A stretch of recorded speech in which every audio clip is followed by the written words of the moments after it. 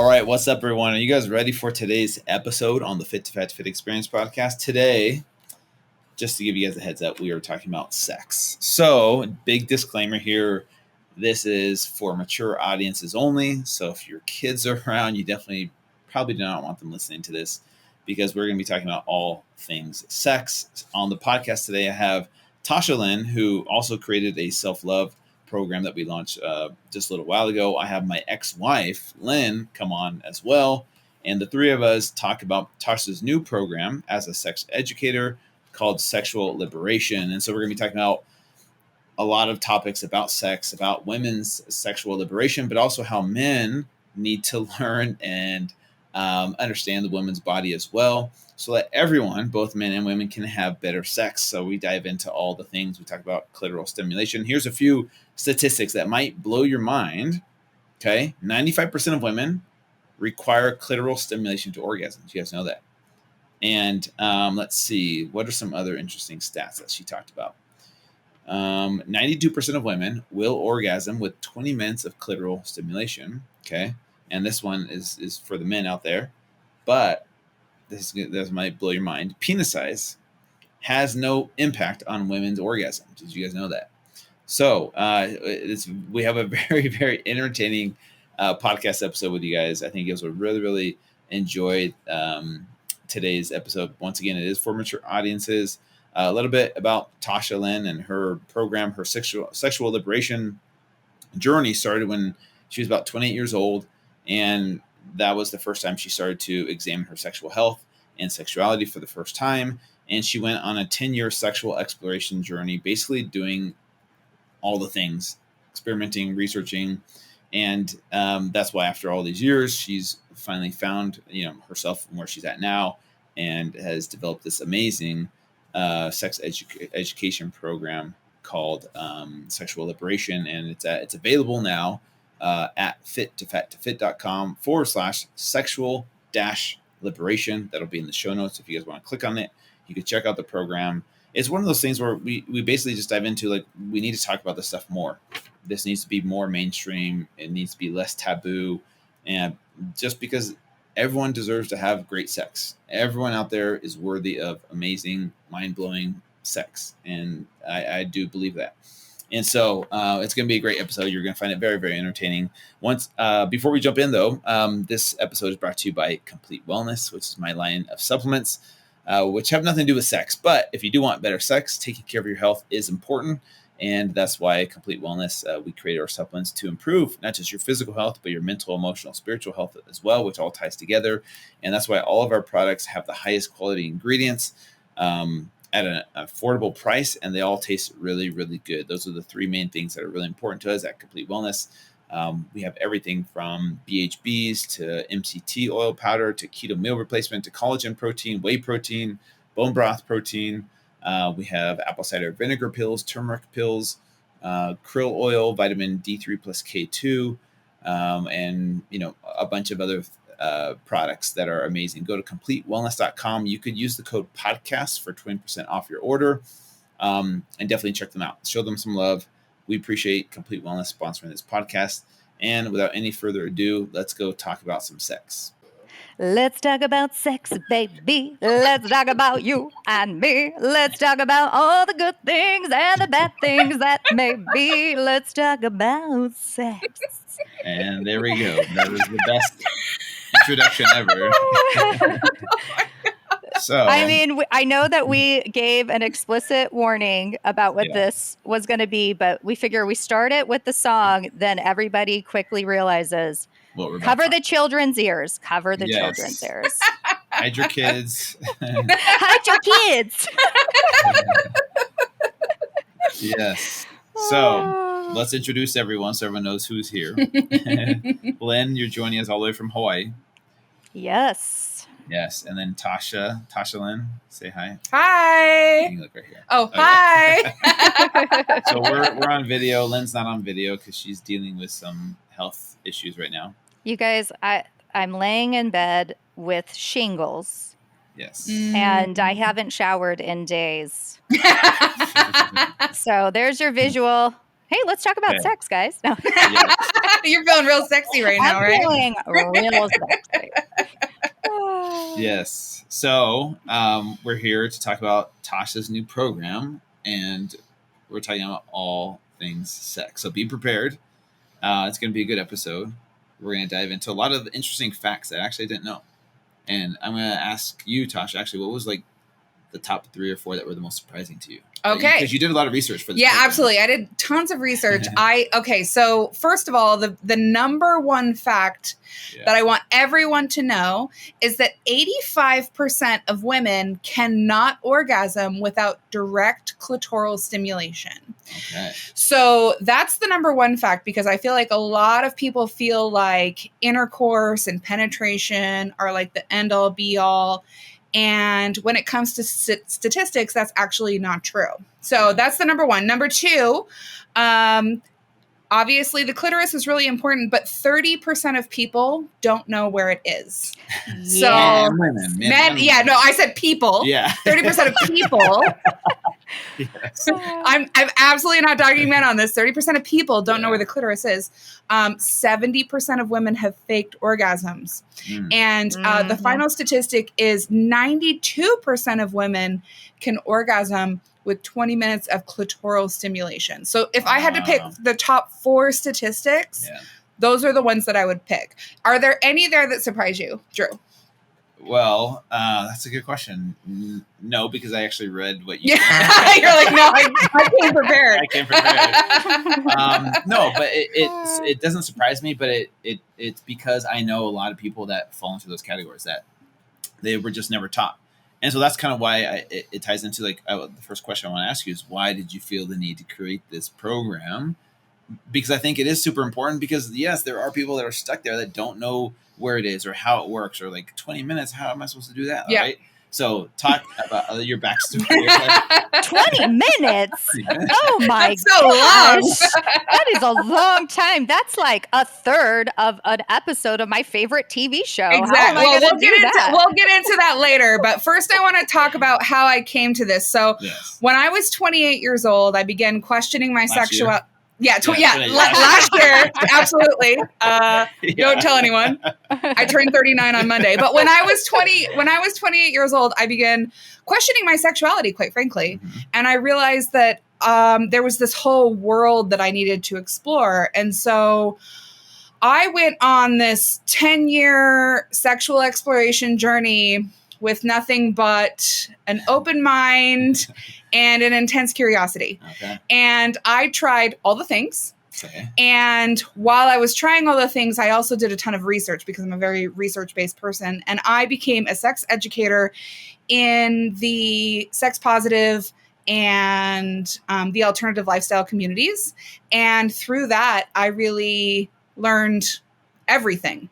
So I wanted to share not only the unique experiences of my life, but also the things that I learned along the way with everybody, because I feel like a lot of people just don't know. Yeah. So yes. And a big part of that too, I just wanted to say real quick is, obviously through the last decade, because everybody knows, if they followed the last podcast that Tasha did, I've known Tasha for, 26 years. And she would keep educating me as she learned, right? And actually what was kind of interesting is you would go to a gathering that we were all out and literally all of us would sit around Tasha and be like, tell us things. Tell us our story. Because let's get real, you guys. Like the biggest reason why we need this program and why I told Tasha, you have got to create with all of the knowledge, all of the research, all of the hundreds of hours you've invested in this and the dozens of work and experiences. I was like, we don't have a quality sex education. We don't. Think about it. Think about the fact that 30% of people, even women, like people, can't find the clitoris. We do not educate people. And I fell into that category where I never talked about sex and I never felt safe. I felt shame.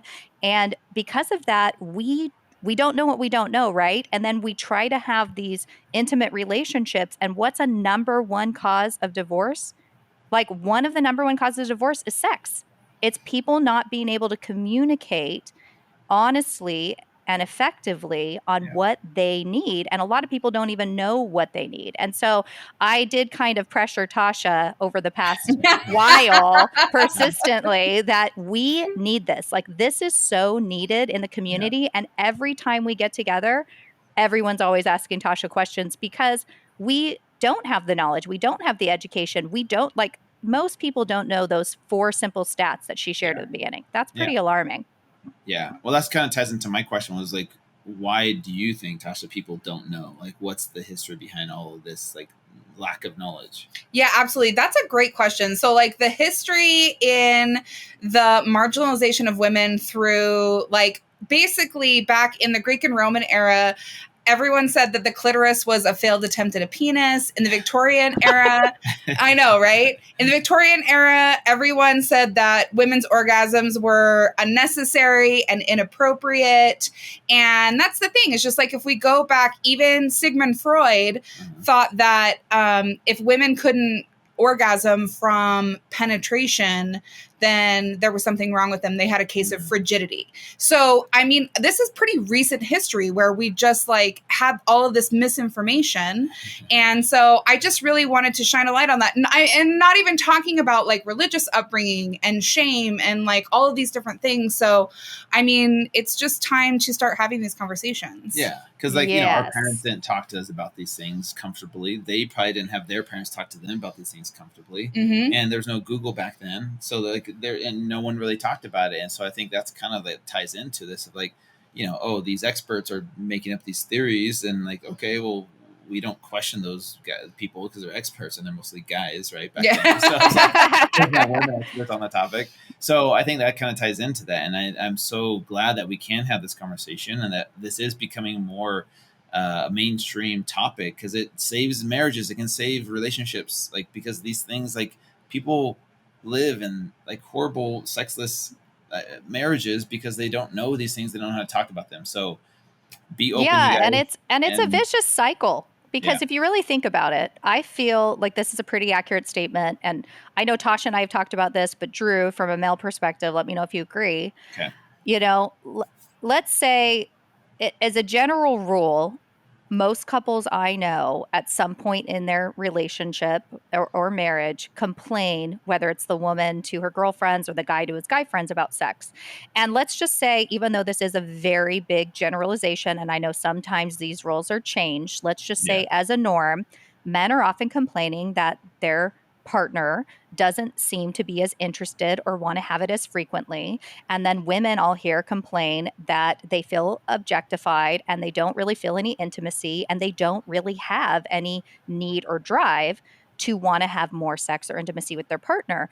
And so there's this like vicious cycle that happens where the woman feels frustrated, the man feels frustrated, and neither one of them are actually communicating what they need and getting down and expressing. Like, the woman's not expressing like, hey, by the way, I've learned that the reason why I don't have as high of a sex drive is because of stresses in my life that causes breaks. And what I have to do is kind of know my breaks, like we call them breaks and gas. Tasha talks a little bit about this in her program. Like, there are things that are especially for women who generally cannot compartmentalize and say, oh, things with the kids are stressful and at home are stressful. And then the moment the guy's home, she's like, ooh, sexy time. Like, that doesn't happen for most women.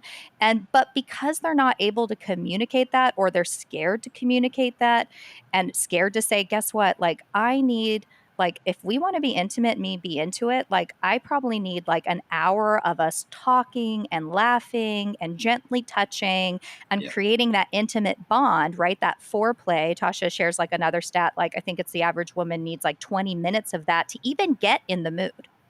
Right. So I think like a lot of the problem is without having these conversations, because people feel embarrassed or shamed, or they don't know how, or they don't even know what their needs are because they haven't really checked in with themselves of what do I need to feel, you know, more sexual, or what do I need to feel safe in my relationship to express intimacy.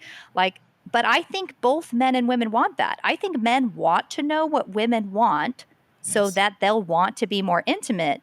Yes. I really think that both people really want that honest communication, and we just need to bridge that gap of like, which is what I love in these modules, is it is educational, but then also has activities for the person to do, not only for themselves, but also if they're willing to with their partner, to open up those conversations. Yes, because here's what I want to throw in there is I think, because you said 30% of people don't know where the clitoris is, right? Mm-hmm. Right? People. And that includes some women. Yeah, absolutely. So a woman can't tell a man what she wants him to do if she doesn't even know what she needs to do to achieve that.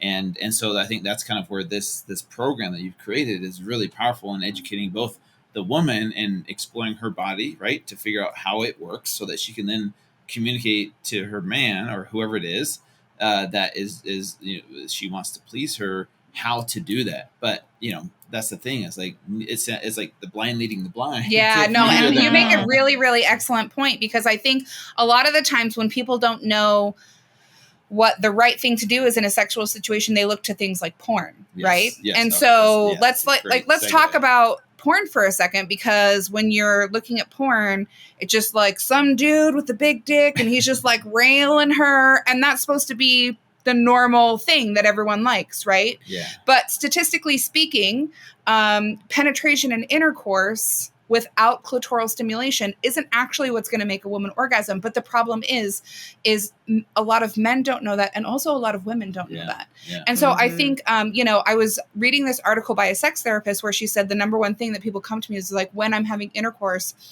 I can't come from just intercourse, and I feel abnormal. But statistically speaking, that's 85% of people. So it's not. And so that's the problem with porn, is it's just teaching us the incorrect way, and nobody knows that. And so I think that's the problem, is just like, I think there's, when we laugh and make fun of men, we're like, oh, haha, he doesn't know how to please me. I mean, but does anyone know? So I think there's just like an education gap here. Yes. And I think that, and I know that you do cover that in the very beginning of the modules, because it is the first step in understanding your body and knowing, like, even based on charts and graphs, like, this is where things are at. And like, even as basic as that is, it's necessary. Like, honestly, as I started reviewing your modules, which I was so lucky that I got to in advance, I remember half the time being like, okay, it's embarrassing that as a 38-year-old woman, I don't know half of this. I mean, it really, and but it's so common though. Yes, but it is so common. And actually, one of the stats, so Tasha sent us a stat sheet, so we're kind of cheating here. These are the stats that she gathered through all of her research. But it was funny when we were talking about, like, again, as a generalization, men want more sex than women. I fell onto this stat right here: 95% of men and only 57% of women orgasm every time they have sex. So there's a big gap in pleasure here, right? About half, where it's like, well, of course, women want to have sex half as much. They're getting the pleasure half as much, Right. That's the thing is that I want to say to everyone, if every person out there could have mind-blowing sex and orgasms, everyone would want to have sex, and you would have such a healthy relationship. So this program is what it does is it teaches both of you how to achieve that. And I feel like if you can be educated on that and learn how to do it, then it's like, oh man, we've been missing this our whole lives. And I think that's where the key is letting people know that you can have that all the time. You just got to learn how to do it. Well, and so teach us. That's Tasha. A great point. Like, no, I love that, because there's so many women. So I created a unique survey for this program because I just wanted to speak to everyone's experiences. And a lot of the women were saying, I'm afraid to tell my partner what I need because I'm scared of communication. I'm afraid to ask them for the time that I need. That's the biggest thing, is women understand. So statistically speaking, men take between 2 and 10 minutes to orgasm. Not 30? Not 30. I know. So they take between 2 and 10, and they think they take 30. And then women take between 20 and 45. So there's just a big time difference there. And women are afraid to ask for what they need because they feel like they're taking up too much time and space. And it's also falls back into like women think like being people pleasers, like we don't want to take up space, we don't want to ask for what we need. But statistically speaking, you actually do need double what your partner needs. Yeah. Like you just do. And so it's important to understand that and be able to ask for that. And that's why I wanted to create this, is to normalize that, to let you know that you aren't asking for too much. You're actually asking for exactly what you need. Yeah. So, yeah. And I mean, and what a perfect, like if the men were to take anything from listening to this podcast, what a beautiful concept for them to hear is you want to know what? You want to improve the intimacy in your relationship? Have this conversation with your partner and say, you want to know what? I hope this conversation doesn't feel awkward. It shouldn't, because we're in a relationship. We're in an intimate relationship. But you've like, been inside me. Yeah, like, exactly. We can talk about this. We should be able to talk about it. So it's like to say to your partner, like, if you could outline, and, you know, the men asking the woman, right? Because women feel often, like Tasha said, we're taking up too much space. We're too opinionated. We're too this, of saying like, hey, like if you could map out the perfect night of intimacy, like literally the perfect night, what would it be? Right? Because like I've had I mean, by the way, not to be super awkward, but white elephant in the room, like obviously this is hilarious that me and my ex-husband are talking about sex on a podcast. Very awkward. So she's going to say right I'm definitely not going to. I'm not going to talk about my prior sex life in any capacity, which would be very awkward. But I will say, what's cool is like in my current relationship, that's what my partner asked me, and it's funny because like and now you know what, I don't feel ashamed to say this. Like, yeah, I want.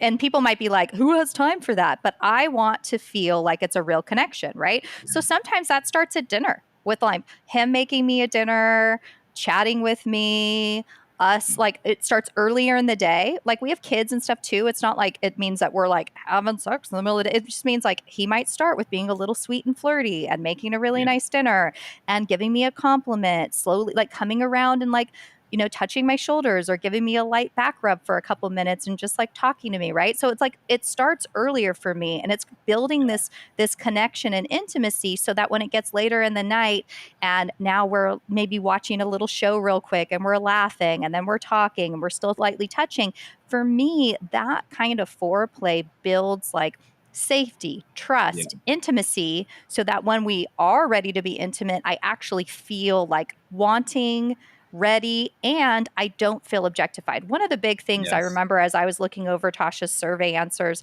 is a lot of women felt, you know, like men just wanted to be like, wham, bam, thank you, ma'am, and not really caring about them as an individual. And when women feel objectified and that you're just using them for sex, guess what? They want to have far less sex. Yes. It's so true. I think it's important we have those combos. Are really important. It's doing the inner work, both for everyone involved, and the man, you know, learning how to be present instead of, you know, I'll tell a little bit about my personal story if that's okay, and then tell you of course. Porn. Let's hear it. For sure. I think porn does a disservice to a lot of especially teenage boys because it creates this fantasy, and so men, when they are aroused, they go back to what turns them on, and what turns them on, porn.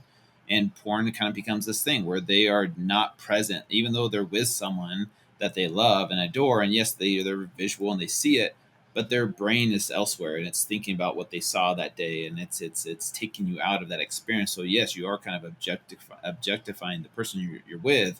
And so I've been there. How did I get out of that? I mean, it took me a lot of inner work in figuring out how to become present. But I think for everyone listening, it's important to learn how to be truly present in the moment when you're having sex, because that's where the connection really is. And you can feel it, you can sense it, you know, both people can. And so I think that ties into a healthier sexual relationship. And I'll just say this, and I'll turn the time over to Tasha a little bit, is I feel like what you mentioned, Lynn, about foreplay is huge. And I think everyone needs to learn how to do that, especially the men. The other thing I tell all my friends now, because I feel like I've evolved, I've upgraded, I've gotten a lot better over the years, I've learned, is I feel like if you want to have the best sex of your life, it's learning in the moment of sex. It's obviously learning how to do the foreplay beforehand, but in the moment, learning how to learning your woman's body in a way to give her the best orgasms ever, because that is what's going to equal the best sex for you, is you learning how to pleasure her. And then that's where she's going to want to pleasure you and do all the things too. It goes both ways. But if you're just all like, what can I get from this and pleasure myself? It's not going to give her what she wants. And then it's not the same. You're not on the same level. And so for me, it's like, how can I give this person the best, most orgasms? Because I mean, here's where it's not fair. Women can do this, can go all night and like have many orgasms. It's like, I think that's so awesome. It's so cool though. I'm like, that is so cool. And I would love to be a part of that, to give that to her. Right. And so I feel like that's my advice there. But Tasha, I want to talk to you. Okay. What can people expect from this program? Like, what do you actually do to educate people on improving their sex life? Yeah. So first of all, I want to say for especially when there's so many things. So many things. Yeah. So first of all, I think for a lot of men, they're very concerned about what their penis is doing. Yeah. Right. Which like, I get it. Like your penis is a big deal for you. Yeah. And I like that you add in for you. Because it is for you. And maybe this will make men feel better or not better. I'm not sure which, depending on what camp you fall into. But actually, your penis size and penetration in general actually has very little to do with how good of a time your partner is having. So there's a couple of things you need to know. So the first third of the vaginal canal has touch and pressure sensitive nerve endings. So your partner really can only feel your penis for the first third, which isn't very much. That's like the first 2 inches, right? Yeah.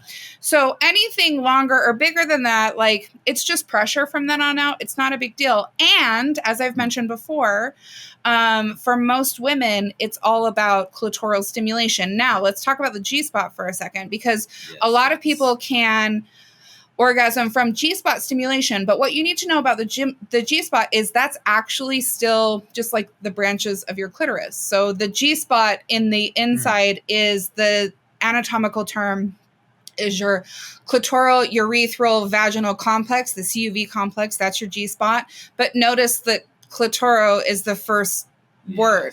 Yeah. So if women are orgasming from their G-spot, it's still a clitoral orgasm. So everyone needs to understand that the clitoris is the main game in town all the way around. And if we're placing emphasis on internal and G-spot orgasms, we're just actually making it harder on ourselves, because all orgasms are clitoral orgasms, and we have a really nice button on the outside that we just actually like. It doesn't have to be that big of a deal. So it's the easy button, guys. It's an easy button. And that's what I'm saying. So when everyone's placing so much emphasis on penetration, I'm just saying penetration is nice.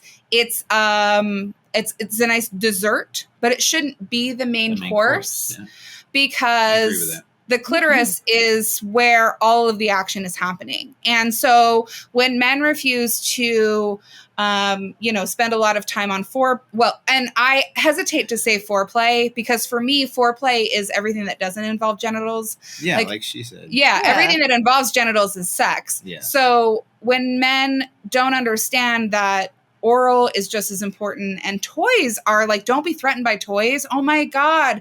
If you are a man that is not threatened by toys, I'm telling you right now, it's all good. Like women, yeah. How do you feel about toys, Drew? Let's talk. I actually have a question for you, Drew. Drew, how do you feel about toys? We're supposed to be asking you questions. No, I mean, I have some things to say, but do you feel threatened by toys? I don't. Okay. Because whatever I can do to enhance the pleasure for her. Thank you. That's what it's all about to me, to be honest. Yes. Which should be where the which should be where the energy and focus is at, right? We should, and I feel like, again, this is through time, education, and repetitiveness and vulnerability. We should not shame each other for our pleasure, right? Like there's no shame in wanting to use toys. There's no shame if you have like a specific desire or kink, as long as it's two consensual adults both agreeing on something. It should all be great, right? And so I love that you're like, I'm not threatened by that. Like if it makes her happy, it makes her happy. If we could have that feeling across all lines of communication between couples of like, hey, what brings you joy? What makes you feel turned on? What makes you feel intimate? And say like all those conversations, we would all be having a very different sex life. Absolutely. And I'm telling you right now, when a man is threatened by toys, that's a big red flag for me. I'm like, oh, okay, so you don't want me to have all the orgasms. Okay. And I'm actually not interested in having this conversation. Exactly. But I actually do want to take a moment, Lynn, because you talked a lot about like accelerators and brakes. And I do want to talk about foreplay in the way that I mean foreplay. And when I say foreplay, it's nothing to do with the genitals. It's everything leading up to sex. So a lot of people have different accelerators and brakes. And scientifically speaking, this is called the dual control model, which has come out by the Kinsey Institute in the 90s. And basically it says that every person has accelerators and brakes. And some people have highly sensitive accelerators and some people have highly sensitive brakes. And so there's not really such a thing as a high libido or low libido. It's really more about whether your brakes and accelerators are sensitive or non-sensitive and what they are. So I'll just take myself, for example. Okay. So for me, foreplay for me and what turns me on. So my accelerators are unusual because they have nothing to do with sex. My accelerators are intelligent conversation, laughter, things that light my brain up, my partner hearing me and seeing me. So all of those things, that's foreplay to me. Those are all of my accelerators. Now, Preach. Yeah. So in my past relationship, though, it was very different because my partner's accelerators were drastically different. So his accelerators were sexy lingerie, me being naked, like just like porn, like very overtly sexual things. And his brakes, the things that turned him off, were having intelligent conversations when he was trying to get his sexy on. So that's where we were drastically mismatched because my brakes were him objectifying me. My brakes were him sticking his hands down my pants when I was not there yet. So we had exact opposite accelerators and brakes. And that's really where we had a hard time in our sexual relationship. And I hadn't done this research at this time. I just thought that I had a low sex drive, which actually we just had mismatched accelerators and brakes. And then the other thing that I want to talk about that's really important is responsive versus spontaneous desire. And what that means is there are some people who are just walking through life and all of a sudden they're like, ooh, I want some sex. And that is spontaneous desire. Yeah. Right? But most people, 75% of people, have what we call responsive desire, which is they don't feel like sex until something sexy is happening to them. And so that was a mismatch too, because my partner had spontaneous desire. He just felt like sex whenever the wind blew. And I didn't feel like sex until something sexy was happening to me. So I'm just saying, like, sexuality and desire is so much more complicated than we know. And that's really what I wanted to make people aware with this program. Yeah. And what I love about that too, and what I found interesting, because I'm like you, Tasha, like obviously you and I have talked about this extensively and we sync up in a lot of ways. Like for me, the things that turn me on the most are absolutely not to do with my body. If anything, and I've been open about this in the past, but I'm not going to go into depth in this podcast, but because of my sexual abuse, sexuality and enjoying sex, it's a different beast, but it still comes down to the same core principles of knowing what I want and what makes me feel safe and secure in my body so that I can be open and not feel that fear or intimidation, things that are pretty common amongst women that have gone through that. And so like you, Tasha, for me, and I wish I would have learned this a long time ago, but I've realized like, oh, it's the non-sexual things that make me feel safe, right? It's my partner being very caring or having those fun conversations, or like you said, laughing, having a deep conversation, then being compassionate and kind, like the little touches, right? It's the little gestures that build up. And what probably because I know from talking to a lot of women are like us, I feel like if men just knew that and maybe realized that from the time they got home until the evening time, they did all these little, it's not like, oh, I'm putting forth a million effort. It's like little thoughtful things, coming in, giving her a hug, saying, hey, how was your day? And just like looking at her and listening. And then maybe at dinner, like being thoughtful and helping remove the dishes, and softly like touching her shoulders and rubbing it. It's these little micro expressions. You may be really surprised that your partner by evening time is feeling more like, oh, I'm kind of feeling a connection here. I'm feeling like being intimate tonight. But it's because you started earlier with all these small actions that made her primed to do that. Because most women I know, like Tasha's mentioning, are not spontaneous in desire, especially during the bearing years, like especially raising children and all the stress and lack of sleep. Like it's just very rare. Yeah, that's a good point right there. Yeah, I have some questions, kind of like moving on or like off topic. Yeah, actually, no, it's good. One of the things that you mentioned about toys is, and the one question I had for you was like, is there something about the desensitization of using toys that men need to be, or not men, the women need to be concerned about? Because like, if they use the toy too much, is it true that then if the man does it, it's not as good or as powerful as the toy, because the toy just does? Yeah, that's a really great question. So thank you for asking that. So this is the thing. The amount of time, and I mean, not to be embarrassing, but I know this from personal experience. If you use a toy for a length of time, it doesn't make your sensitivity higher or lower. It's basically what it is forever. So there are a lot of women, and I'm not exaggerating when I say there are a lot of women that cannot orgasm unless they have a vibrator on their clit, they have penetration in their vaginal canal, and they have like a finger in their butt. Like there are just like there, and that's just how it is. Okay. So it's not, I just want to say that there is nothing that's abnormal. And so if you need a very intense vibration to orgasm, that's fine. If you don't, that's also fine. Like how you are is how you are.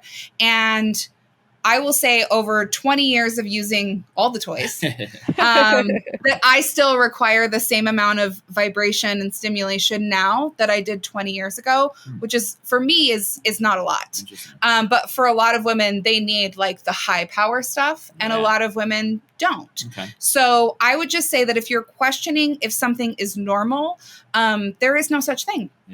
And over 20 years of experimentation, there isn't something that can make it more or less. It just is what it is. So thank you for asking. And actually what I love about talking about this, again, that's so funny. I was like, yeah, what's the answer to this? I was wondering the same thing. I'm like, I started telling you, I never know. I'm like, what? But what I loved about your modules is that not only was it so informative, and I really actually love the surveys and the studies, because it does exactly what you just said. It normalizes things.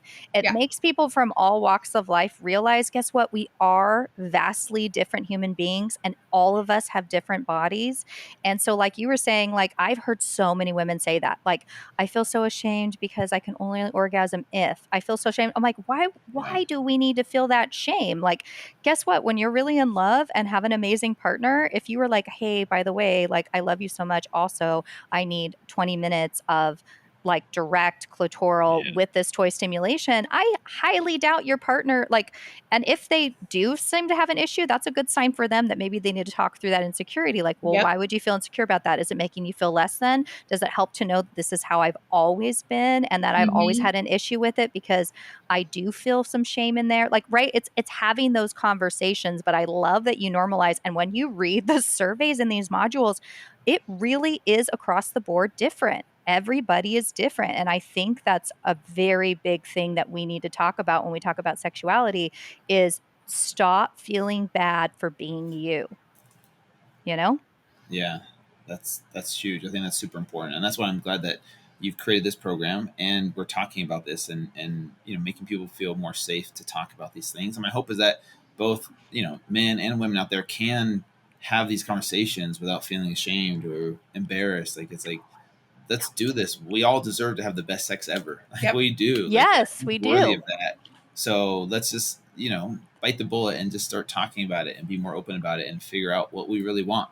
Because the sex is such a huge, important part of the relationship. And then you could focus on other things or like, oh, I don't care about sex. It's like, You're human. You do. You do. Yes. Well, and honestly, the biggest thing about shame is that shame lives in the shadows. So the moment that we start talking about these things with not only our partners, but with our girlfriends, with each other, it's the moment that we normalize all of these things and the shame goes away and we can actually start having productive conversations. And so that's why I am never hesitant. Like, I mean, I just went on a trip and I was sitting around this fireplace with a bunch of strangers talking about direct clitoral stimulation. And it was like, I just want to make sure that we're having these conversations, that all of these things are normalized, because I'm so tired of everyone not having this knowledge. And I just think that we need to be okay with having these conversations.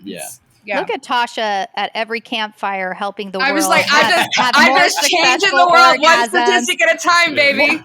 One campfire at a time, friends. I mean, I'm glad the module's here because I feel like we could definitely bring it to a larger scale much quicker this way.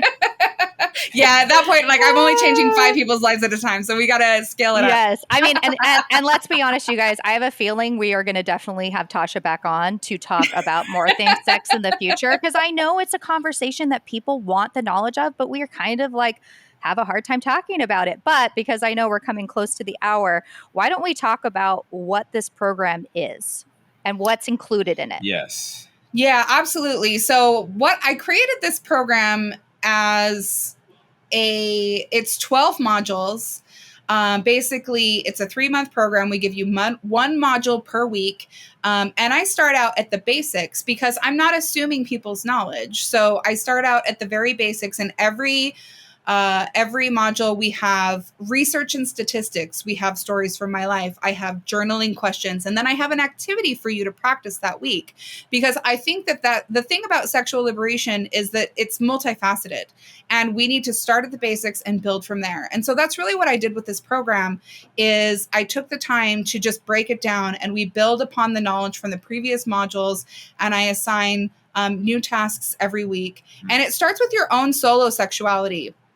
And then we build into partnered sex. And then we build into more advanced things like desires and kinks. And we just take you through the whole, basically everything that you've ever wondered or thought about or had questions about. I educate you through that entire process.